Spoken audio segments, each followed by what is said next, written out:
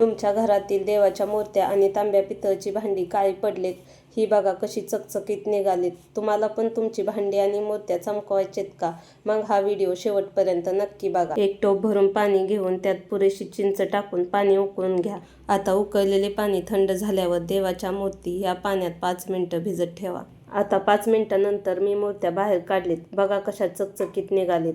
त्याच्यावर फक्त कुंकाचे डाग दिसतायत. हे डाग पाण्यात असलेल्या चिंचेच्या गराने चोळून काढा. सगळे डाग सहज निघून जातात. हे बघा झटकीपट देवाच्या मूर्त्या कशा चमकायला लागलेत. आता मी तुम्हाला तांब्याची भांडी पण स्वच्छ करून दाखवते.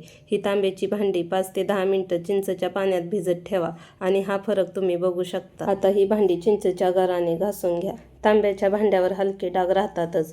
ते डाग काढण्यासाठी घासणीवर थोडा साबण घेऊन हलक्या हाताने भांडी घासून घ्या.